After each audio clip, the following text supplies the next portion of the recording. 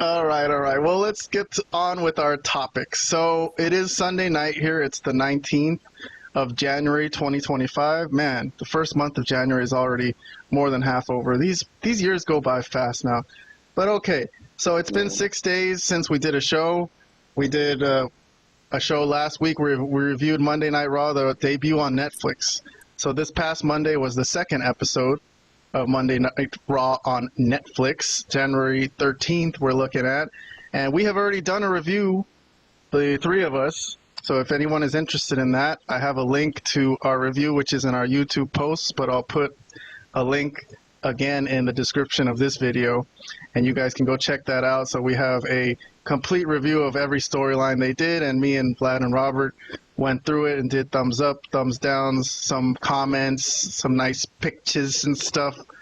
But for the purposes of today's show, I'm not going to go through every single storyline since we did that already in our posts, but I do want to put 5 minutes on the clock here. So I'm going to put 8 minutes. So Monday Night Raw. Monday Night Raw is a little bit more important than the other shows. So I'll give Raw 8 minutes. Okay, so topics. I have a few topics here, and I'm going to try a new format today. Basically, I'm going to give you some topics, and I'm going to just ask you guys to pick whatever you want to talk about and go ahead and talk about it, whatever you think is most important. So here's some bullet points of what happened on this past Monday's Raw. Obviously, Penta debuted. That was all the rage in the wrestling news community. Seth Rollins, CM Punk, and Drew McIntyre had a nice little talk to open the show, and they were all talking about winning the Royal Rumble. That was cool because all of them have been rivals in the past. Jey Uso step up to Gunther and challenges Gunther to be his next world title opponent. Lyra Valkyria, the first ever women's Intercontinental Championship, although Michael Cole did mention not the first ever woman Intercontinental Champion, right, Vlad? And then Sami Zayn. Yes, I remember him. Sami Zayn also, a good little scene that me and Robert gave good reviews to with Seth Rollins that discussed his future and whether he's going to stay with the bloodline or whether he's going to continue off on his own now that Roman's already back at the head of the table. All right, so Vlad, go ahead. Let's see any of these topics, and I'm going to try to see if I could pull up some slides of whatever you talk about while you're talking, and then if you could leave some time for Robert to talk too. Of course, I will. Yeah. Let's start with Penta. I think that's the big news from the Raw on Monday. Well, I mean, look, I've said it before during with the post or my comments on it. For the first time, in 5 years, I've actually cared about Penta. So WWE did something right here. They definitely did something right because this is how you get somebody over. I mean, that's the bottom line. They know how to do it. They're the only company that's currently knows how to get guys over. So this was pretty great segment, I would say, a pretty great match. And even the post interview, which I thought ran long, but the crowd was into it. And then obviously, it was a Spanish-speaking crowd. It was in San Jose, a lot of Spanish speakers. So that worked out for them that week. But, man, it has to be said that Chad Gable got this thing over on his back, dude. He did so much. It was incredible, the stuff that he was trying to do to get this guy over. It was incredible.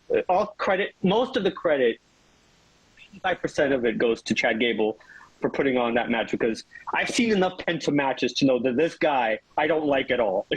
Any of his matches, not one. I've not enjoyed one Penta match in 5 years until he faced over Chad Gable, who's probably one of the maybe 5 to 10 best workers in the business right now. Okay, so that was great. The problem for them going forward with Penta is what happens when he doesn't work with a guy like Gable, and when they're not in a Spanish-speaking state, or at least that doesn't have as many Spanish speakers. Because I think it'll be better because he's gonna unleash all his moves on the WWE the way he's supposed to.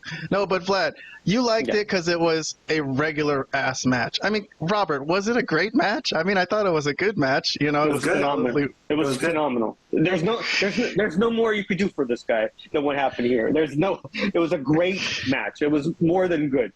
There was a couple bumps along the way, but mostly because of Penta. He had a couple weird-looking moves and stuff like that, but it wasn't Gable's fault. I'll tell you that much. That one I can tell you 100%. So, but after they got that out of the way. All right. Well, cool. Okay, so you were impressed with the Penta debut. Good. Is there any other topics on this list that you want to get through? Because we're 4 minutes in. I don't want to do the whole 8 minutes on Penta, but if you have any other points to make before I move on to Robert. Yeah, real quick. I'll just move on to the only other thing that I thought was interesting was the Rollins, Punk, and McIntyre segment that opened the show. Okay.